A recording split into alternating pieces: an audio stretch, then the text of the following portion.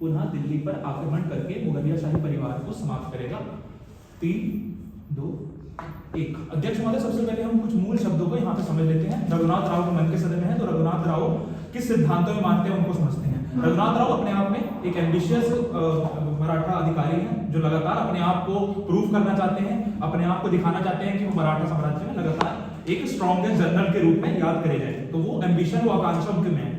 दूसरा, मराठा साम्राज्य किस मूल पे चला था? वो था हिंदवी स्वराज। उस हिंदवी स्वराज की स्थापना के लिए हमें क्या जरूरत है कि धर्म की स्थापना, या धर्म के खिलाफ जो भी हमारे जो जिन भी लोगों ने, चाहे वो जो सबसे यहाँ पे लिखा हुआ है मुगलों ने, जिनको हम मलेच कह सकते हैं बाकी चीजों के माध्यम से, कि जिन्होंने भी उस धर्म के खिलाफ कार्य करे हैं, उसको हरा के हम धर्म को पुनः विजय के रूप में लाएं। क्योंकि अब जैसे दूसरा शब्द यहाँ लिखा है मुगलिया शाही परिवार। मुगलिया शाही परिवार किसका प्रतीक है समझना होगा। मुगलिया शाही परिवार धर्म की पराजय का अपने आप में प्रतीक है। कैसे? कि मुगलिया शाही परिवार ने हमेशा अपने निरंकुशता के माध्यम से, चाहे वो जजिया के माध्यम से हो, चाहे वो हिंदुओं के मंदिरों को तोड़ने के माध्यम से, या जो बाकी चीजों के माध्यम से लगातार हमारे धर्म के खिलाफ चीजें करी हैं। हमारे मंदिरों के खिलाफ, साधुओं के खिलाफ, ब्राह्मणों के खिलाफ, स्त्रियों के खिलाफ, छोटे बच्चों के खिलाफ, ये सारी चीजें करी हुई, जो जिसके हम इस कॉन्टेक्स्ट में भी देख सकते हैं कैसा करा गया है। तो उसको समाप्त करना अपने आप में धर्म की जगह। दूसरा, हमें दिल्ली किसका प्रतीक है? दिल्ली प्रतीक है यहाँ पे भारत के संप्रभुता का प्रतीक। कहां से आता है? कि जिसका लाल किले पे ध्वज किसका लहरा रहा है। अगर लाल किले पे यहाँ मराठा ध्वज लहराता है तो इस पे सिद्ध होगा कि भारत पर संप्रभुता है, भारत पर अधिकार मराठाओं का है, और वहीं से हम हिंदवी स्वराज या हिंदू पद पातशाही, जो हमारे छत्रपति शिवाजी महाराज का जो विजन था, लक्ष्य था, उसको पुनर्स्थापित कर पाएंगे। ये समझने की आवश्यकता है। अब हमें ये देखना होगा कि किस तरह सैद्धांतिक स्तर पे और व्यवहारिक स्तर पे दोनों को किस तरह ये मराठा साम्राज्य को ये अपने आप में स्ट्रेंथन करेगा, ये कदम ये हमें समझना पड़ेगा। सबसे पहले हम व्यवहारिक स्तर पे अगर हम बात करें, दिल्ली और बाकी जगह को अगर हम बात करते हैं, तो दिल्ली कहाँ? दिल्ली आता है नॉर्दर्न इंडिया में। नॉर्दर्न इंडिया अपने आप में रिसोर्स रिच, जहां पे संसाधनों की पूर्णता है, संसाधन काफी ज्यादा, एग्रीकल्चर लैंड, दोआब रीजन है, उसके यहाँ में रिसोर्सेज काफी बहुतायत में है, और वो उसको हमें जरूरत है। दूसरा, यहाँ पे ट्रेड रूट जो है अटक से लेके कटक तक का, वो कंट्रोल दिल्ली के माध्यम से होता है। कैसे?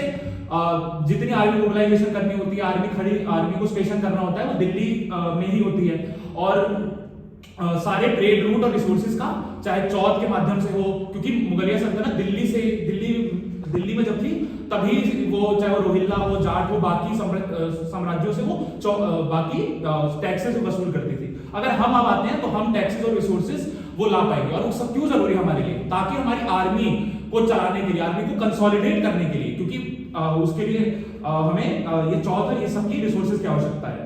और दूसरा, अब हम साइकोलॉजिकली यानी मनोवैज्ञानिक स्तर पर भी बात करते हैं। कॉन्टेक्स्ट में क्या लिखा है कि किस तरह अभी हमने क्या करा है, अभी जस्ट हमने पंजाब में लाहौर को फतेह करा है। जो अफगान अंपायर लाहौर पे पहले कब्जा जमाया हुआ था, अब्दाली, उसके पुत्र तैमूर शाह को हमने हराया है, जो संदर्भ में लिखा हुआ है। अगर हमने हराया तो साइकोलॉजिकली, मनोवैज्ञानिक रूप से एडवांटेज हमारा उनके ऊपर है।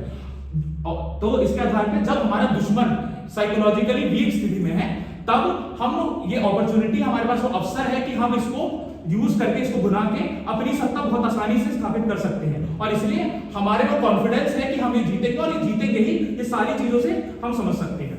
दूसरा, अगर हम समझे कि न्याय देने के लिए, किसको न्याय देने के लिए? अपने मंदिरों को न्याय देने के लिए, सेना को न्याय देने के लिए, और अपने हिंदवी स्वराज को न्याय देने के लिए ये जरूरी है। मंदिरों का, क्योंकि जब तक ये परिवार रहेगा और मंदिरों का भक्षण करेगा, और मंदिरों को तोड़ेगा, हिंदुओं के खिलाफ और सारी चीजें करेगा, तो धर्म की विजय के लिए सबसे महत्वपूर्ण है कि हम न्याय दें अपने लोगों को, अपने लोगों के लिए कार्य करें जब हमारे पास वो अपॉर्चुनिटी, अवसर है। उसके बाद ये भी समझना आवश्यक है व्यवहारिक स्तर पे कि अब्दाली, जो अभी हारा है, जो उसका पुत्र हारा है, वो दोबारा यहाँ पर लाहौर में हमला करने आएगा। और उस स्थिति में क्या होगा? उस स्थिति में आपको एक सपोर्ट सिस्टम चाहिए, और सपोर्ट सिस्टम कहां से आएगा? दिल्ली पर कब्जा होगा, तो आपके पास, आप आर्मी अपने वहां स्टेशन कर सकते हैं, फोर्टिफाइड सिटी है। अगर दिल्ली आपके हाथ में होगा, बहुत आसानी से आप अब्दाली के आक्रमण को रोक पाएंगे। क्योंकि आपको समझना होगा, जो भारत में फॉरेन डोमिनेशन था, पेशवा बाजीराव ने भी कहा था कि अगर हम दिल्ली और पंजाब पर कब्जा कर लेते हैं, तो जितने बाहरी आक्रमण है उसको हम पूरी तरह से खत्म कर देंगे, चाहे वो अफगानी हो या बाकी जितने उन्होंने भी अभी तक करे हैं। तो अगर हम कर लेंगे तो नॉर्दर्न फ्रंटियर हमारे पास आ जाएगा, जिसपे बाकी जो फ्यूचर में आक्रमण होने वाले हैं वो नहीं होंगे, जिससे स्टेबिलिटी आएगी और मराठा अंपायर में और पूरे भारत में, और लोग सेफ और सिक्योर महसूस करेंगे कि बाहर से अब कोई दूसरा आक्रमण नहीं होगा। अब दोनों दलों को एक सदन पटल पे आमंत्रित करता हूं।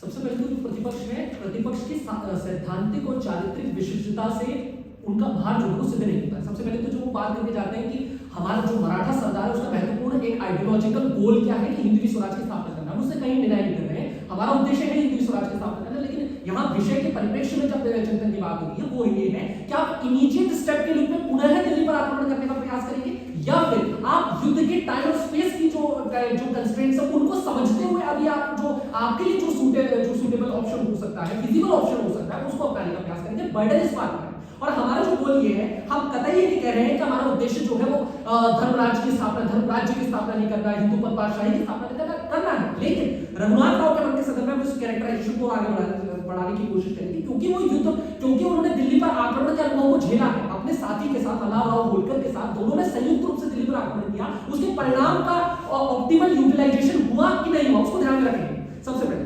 दूसरी चीज, मराठा सरदार जो है, मराठा रणनीति जो है युद्ध की रणनीति वो है गुरिल्ला युद्ध रणनीति।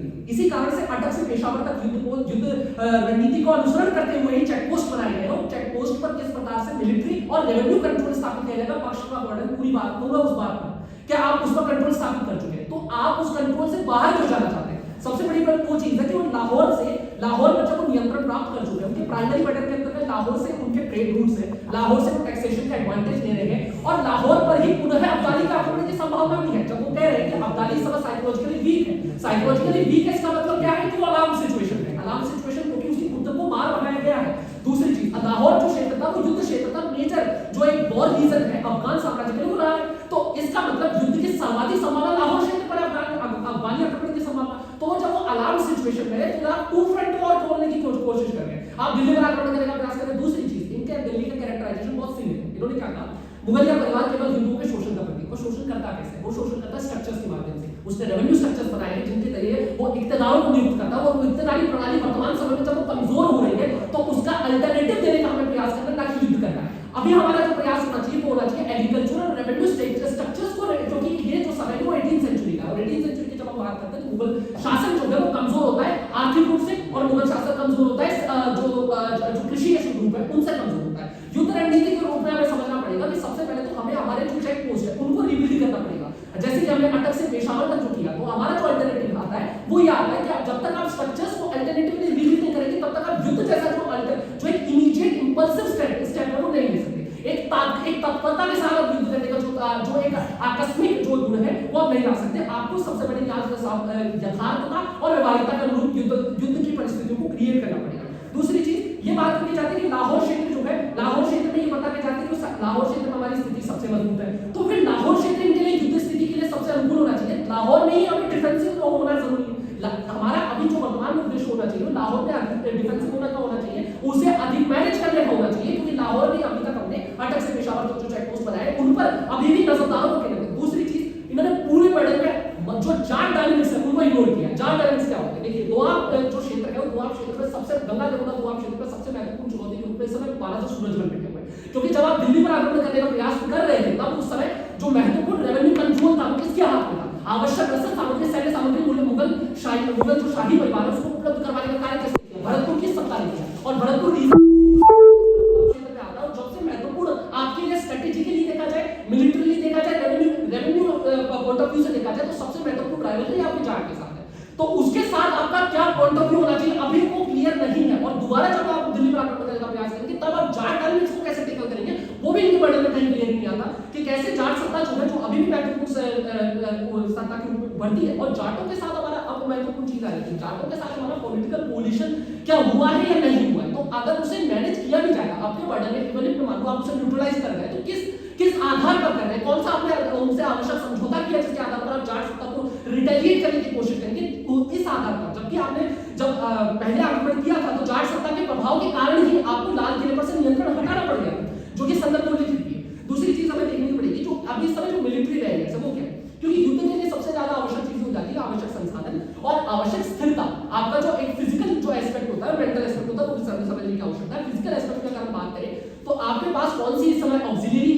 आपके पास स्टोरेज है जिसके आधार पर युद्ध करेंगे, क्योंकि आप अभी लाहौर क्षेत्र में युद्ध करके आए तो आपके पास स्टोरेज कहाँ है युद्ध करने का, आप दिल्ली पर जब आप पूरा आक्रमण करेंगे तो आवश्यक संसाधन कहाँ से नियुक्त करेंगे। आवश्यक संसाधनों को नियुक्त करने के लिए भी आप जब लाहौर क्षेत्र पर डिपेंडेंट की बात कर रहे हैं तो लाहौर क्षेत्र पर अफगानियों इस समय जो आक्रमण की संभावना है वो आप स्वीकार कर जा रहे हैं, तो उससे रिसोर्सेज को कैसे डाइवर्जेंट करेंगे, पूरा बर्डन इनके पक्ष में नहीं आ पाता है। दूसरी चीज, जब प्रथम दिल्ली आक्रमण में कैसे इन्होंने जो गलतियां की थी, द्वितीय आक्रमण में कैसे वो गलतियां नहीं हो, डिफरेंस क्या नहीं बढ़े हुए, जिस चीज को भी पता नहीं जाता है। इसी के साथ समाप्त। अपक्ष दल के उपनेता पक्ष सदन पटल के आमंत्रित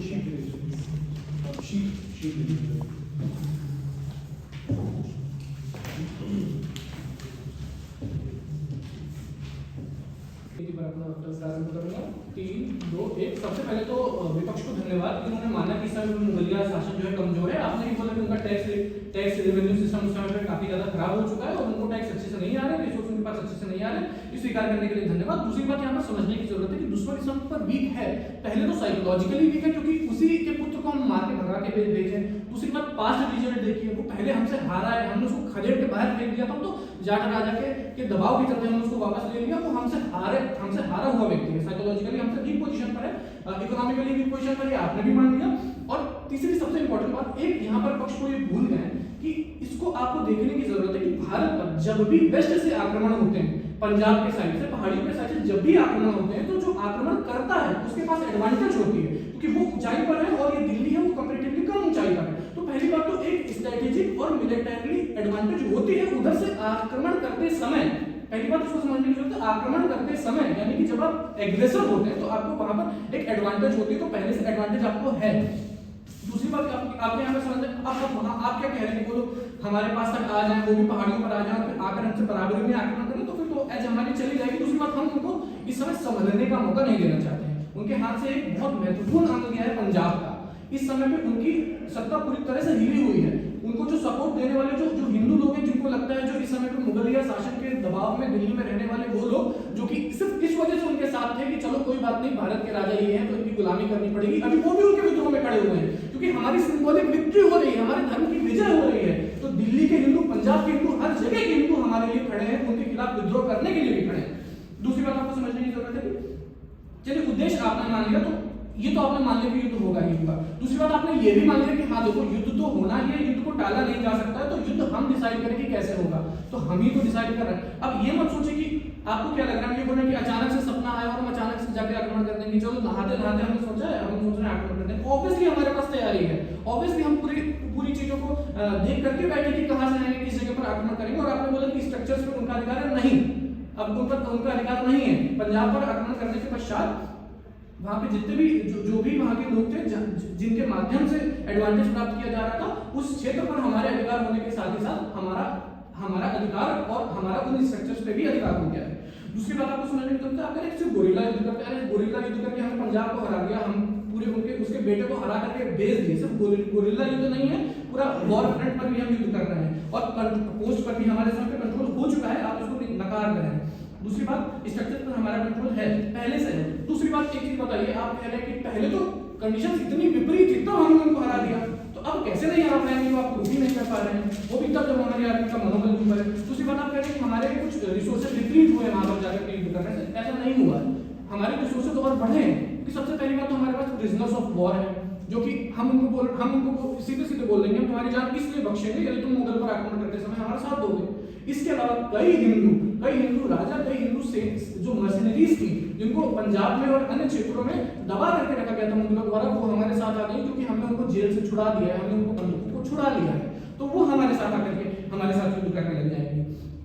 दूसरी बात, आप बोल रहे हैं कि चलिए इफ्तेदारियों का टैक्स जो रेवेन्यू सिस्टम है काफी खराब हो चुका है, आप सही बात बोल रहे हैं। और वो सोचिए, लाल किले पर जिसकी सिंबॉलिक विक्ट्री होती है, उस व्यक्ति को टैक्स देने के लिए लोग स्वयं तैयार हो जाते हैं। हम चार डायनेमिक्स की हम यहाँ पर बात करते हैं, तो पहली बात तो ये है कि अच्छा, दूसरी बात ये वो बोल रहे हैं कि लाहौर पर युद्ध हो, तो महोदय आप कह रहे हैं कि लाहौर पर युद्ध हो तो हमारे लिए बेनिफिशियल होगा, पहले ही काट चुका इस बात को, क्योंकि जस्ट अभी हमने वहां पर शासन किया और दूसरी बात वहां से आक्रमण करते हुए एडवांटेज होता है। अब जाट डायनेमिक्स हम यहाँ पर बात करते हैं, तो पहले हम मानते हैं कि पहले हमसे गलती हुई थी कि हमने जाट राजाओं को सेट नहीं किया, पर इस बार कर नहीं है। इस बार हम ऑब्वियसली ये सब चीजें देख करके जाएंगे कौन ही आप रघुनाथ राव को क्या इतना बेवकूफ समझते हैं कि वो पहले जिसने जिस जाट राजा की मदद पर वो परिणाम हमारे विपक्ष में चला गया था उसको सेट नहीं करेंगे। पहले तो हमने इस बार सेट कर लिया है क्योंकि ये हमको पहले से पता था कि पुरानी हमारी गलती है। दूसरी बात, उन्होंने जाट राजा द्वारा जब उनको लाल किले पर स्थापित किया गया तो उन्होंने क्या किया, उन्होंने मंदिरों को तोड़ा। तो जाट इस बात से भी नाराज है कि अरे बाप रे, हम तो इनको सिर्फ इसलिए वहां पर जाकर के वो किए थे कि चलो हम इनसे बेनिफिट लेंगे, पर नहीं वो सुधरे नहीं है, वो जिहाद कर रहे हैं। तो जाटों में इंटरनल रिवोल्ट है इस बात के खिलाफ कि अरे तुमने एक हिंदवी स्वराज के लोगों के खिलाफ एक मुगलिया मूर्ति भंजन को क्यों तुमने लाल किले पर बैठा दिया। तो इस बात को वैसे भी सपोर्ट नहीं करेंगे। और तीसरी और सबसे इंपॉर्टेंट बात, पहले हमारे पास पंजाब नहीं था, पहले वो सिंबॉलिकली एक उनको लगता था कि वो अनडिफेटेबल है, वो भारत के शासक हैं। अब पहले तो ये हो चुका है कि नहीं, उनको डिफीट किया जा चुका है और उसमें से भी उनका एक बड़ा हिस्सा हम ले चुके हैं। तो अब हम सिंबॉलिकली एडवांटेज पोजीशन पे, जैसे पहले उन्होंने मुगल से अच्छे रिश्ते बनाने के लिए मुगलिया को यहाँ पर लाल किले पर स्थापित किया, अब हमसे अच्छे रिश्ते बनाने के लिए वो होंगे। और धन्यवाद। अब विपक्ष दल के उपनेता विपक्ष सदस्य पटेल पे आमंत्रित हैं।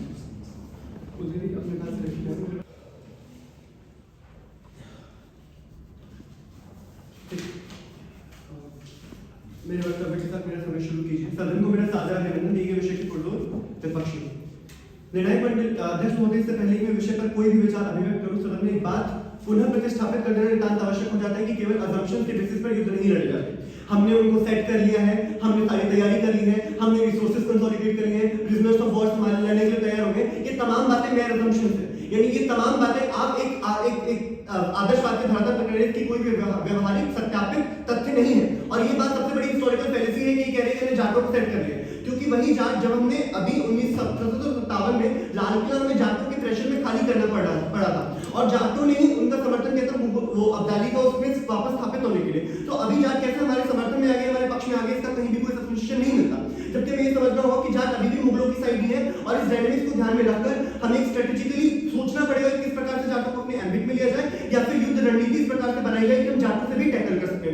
उसके बाद इनका जो पूरा बहस है महोदय, वो टाइम एंड कॉन्टेक्स्ट से हट कर है। टाइम एंड कॉन्टेक्स्ट क्या है, हम बात कर रहे हैं कि लाहौर विजय की प्राप्ति के उपरांत हम युद्ध करने की बात कर रहे हैं, यानी इनको ये प्रूव करना है कि लाहौर विजय की हमने तुरंत लाहौर विजय किया, उसके उपरांत हम दिल्ली पर हमला करेंगे नहीं करेंगे। हम कह रहे हैं हमला कीजिए, पर अपना टाइम लेकर हमला कीजिए। यानी अभी at this point of time हम इस अवस्थिति में नहीं है कि हमला कर सकते। क्यों? उसके दो तीन कारण। सबसे पहले जाट प्रेशर या जाट डायनामिक्स हमें समझना होगा।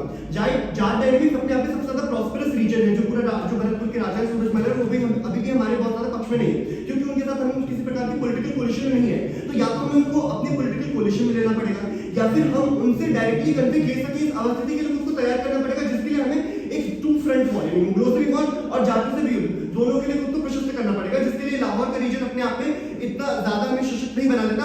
अब इसके पीछे लाहौर कंसोलिडेशन में भी दो स्थितियां, पहली मिलिट्री की स्थिति कैसी है, तो ये कह रहे हैं कि रिसोर्सेज में हमने प्रिजनर्स ऑफ वॉर कंसोलिडेट कर लिए, पर उसके साथ आपके जो खुद के रिसोर्सेज का नुकसान हुआ या खुद के जो उसमें जो सैनिक मारे गए, वापस से उन चीजों को वापस से बनाने के लिए और फिर से युद्ध रणनीति तैयार करने के लिए जो पूरी आर्मी कंसोलिडेट करने के लिए बहुत टाइमिंग स्पेस चाहिए होता है, इसके लिए वक्त चाहिए होता है। इस स्थिति में हम तैयार नहीं है कि हम एक नया युद्ध शुरू कर सकें। दूसरी बात ये कह रहे हैं अब्दाली साइकोलॉजिकली वीक है, जो कि मेरा असम्पशन है। अब्दाली भी साइकोलॉजिकली वीक इसलिए नहीं क्योंकि हमने अब्दाली के बेटे को हराया है, और जब भी अब्दाली के बेटे को हराया तो अब्दाली अलार्म सिचुएशन में, अलार्म सिचुएशन का मतलब ये कि अभी उसके मन में प्रतिघात करने के लिए, प्रतिकार लेने के लिए सबसे ज्यादा भावनाएं उसके भीतर उमड़ रही है, और प्रतिघात और प्रतिकार की अवस्थिति में अब्दाली प्लान कर रहा है वॉर कहीं ना कहीं। और उस चीज को भी आपको ध्यान में रखना पड़ेगा कि साइकोलॉजिकली वीक होने का मतलब ये है कि अब्दाली घर में बैठा है, रो रहा है और आप जाके लड़ ले। अब्दाली अपने आप में आर्मी कंसोलिडेट कर रहा है, जाटों के साथ कहीं ना कहीं कोलिशन बना रहे हैं, उनकी रिसोर्सेज कंसोलिडेट कर रहा है, अपने रिवेन्यू सिस्टम पे काम कर रहा है और कहीं ना कहीं युद्ध के लिए ज्यादा तैयारी कर रहा है। तीसरी चीज, ये खुद बार-बार बहस में कह रहे हैं कि लाहौर पर हमला वो कर सकता है। जब वो लाहौर पे हमला कर सकता है और लाहौर आपकी अपनी भूमि है क्योंकि आपने इसको कब्जे में कर लिया है, और दिल्ली एक स्ट्रेंज, क्योंकि अभी दिल्ली पर आपका कब्जा नहीं हुआ है, तो एक स्ट्रेंज भूमि पर जाकर आप जीत जाएंगे, इसकी संभावना अधिक है। या लाहौर पर जब वो हमला करे और आपकी ऑलरेडी वहां पर सेना है, ऑलरेडी वहां पर चेक पोस्ट है, तो वहां पर आप उनको और आपकी उसकी ज्यादा संभावना है। और जिस हाइट की आप बात करें ना, तो क्योंकि लाहौर के ऊपर ऑलरेडी आपका कब्जा है, तो लाहौर की सेना मतलब सीमा पर या सीमाओं पर कहीं ना कहीं युद्ध होते हैं, तो हमेशा एक डिसएडवांटेज पोजीशन में अब्दाली रहेंगे, जबकि दिल्ली में डिसएडवांटेज पोजीशन में हम रहेंगे, क्योंकि दिल्ली में ऑलरेडी अब्दाली का कब्जा बहुत लंबे समय से है। उसके बाद ये इनकी जो प्रथम वक्ता आके आते हैं वो दो तीन चीजों की बात करते हैं कि हमारे दो तीन गोल्स हैं। अब मैं सदन में ये भी स्थापित करूंगा कैसे वो दोनों तीनों गोल हमारे केस में ज्यादा अच्छे से हो पाए। पहला हिंदवी स्वराज्य मराठा संप्रदाय को इनको स्थापित करना है। हमें भी करना है, पर हिंदवी स्वराज या मराठा संप्रदाय को स्थापित करने के लिए जरूरत है कि हम मुगलों के साम्राज्य को जड़ से खत्म करें। अब इसके लिए जरूरी है कि किस प्रकार से हम पहले जाटों को एक तरीके से पॉलिटिकली अपने फेवर में लाएं, जिसके लिए हमें जाटों को इस चीज का ये दिखाना पड़ेगा कि किस प्रकार से जो मराठा साम्राज्य का विस्तृत उसमें उनको उनका स्पेस, उनकी जगह मिलेगी, जिसके लिए हमें टाइम स्पेस चाहिए ज्यादा। यानी इस पॉइंट पे हम तैयार नहीं कि हम जाटों से डायरेक्ट कॉन्फ्लिक्ट में। दूसरी बात, लाल किले पे यदि आप हमला करते हो आप हार जाते हैं, क्योंकि आपको एक बेनिफिट ऑफ डाउट देना पड़ेगा कि आप हार भी सकते हैं। यदि आप हार जाते हैं तो आपकी सिंबॉलिक लॉस होगी, आपकी आइडियोलॉजी की लॉस होगी, क्योंकि आप पहले भी एक बार प्रेशर में लाल किला छोड़ चुके हैं। तो एक बार प्रेशर में लाल किला छोड़ने के उपरांत यदि आप फिर लाल किले पे हमला करते हैं फिर हार जाते हैं, क्योंकि संभावना है कि आप हमला करें और हार जाए, तो वो आपकी आइडियोलॉजिकल हार होगी, जो कि हमारी स्थिति में नहीं हो रही है, क्योंकि हमारी स्थिति में हम डिफेंसिव होकर लाहौर में वेट कर रहे हैं, वो आए और उधर डिफेंसिव स्थिति में। और ये बात एक बेसिक लॉ है कि जब जब हम डिफेंसिव होकर कोई भी युद्ध करते हैं तब तो हम एक मजबूत पोजीशन में रहते हैं, क्योंकि जो हमारी टेरिटरी है उसमें हमारी टेरिटोरियल रिसोर्सेज है, उसके बारे में हमें ज्यादा नॉलेज है, उधर हमारी ज्यादा क्या कहते हैं ज्यादा युद्ध करने के लिए जितने भी ऑक्सिलरी मटेरियल्स है सब वहां पर ऑलरेडी एग्जिस्ट कर रहे हैं। तो अपनी टेरिटरी में युद्ध जीतना हमेशा सरल होता है कंपेयर टू दूसरे की टेरिटरी में युद्ध जीतना, वो भी तब जब वो किसी और के साथ कोलिशन या फिर मिलिट्री चीजों में एग्जिस्ट कर रहा है। उसके बाद लाल किले पर विजय प्राप्त करने के अलावा जब हम आइडियोलॉजिकल मतलब उसकी भी बात करते हैं तो हमने ये भी बोला सदन में कि कैसे हमें अपना एक रिवेन्यू सिस्टम पहले डेवलप करना पड़ेगा। हमें सोचना पड़ेगा कि जिस जगह जिन स्ट्रक्चर्स को हम क्रिटिक कर रहे हैं उसके एंड टाइम में हम कौन से स्ट्रक्चर्स लाएंगे, जिसके लिए हमें पूरा एक पॉलिटिकल ठीक है वाद प्रतिवाद विचार विमर्श के लिए बहुत स्पेस एंड टाइम चाहिए, जो कि इस स्थिति में अभी लाहौर विजय के बाद हमारे पास नहीं है। तो उसके लिए हम वक्त लेंगे, बाद में कहीं ना कहीं हमला करेंगे, जो भी करना बाद में करेंगे। अब दोनों दलों को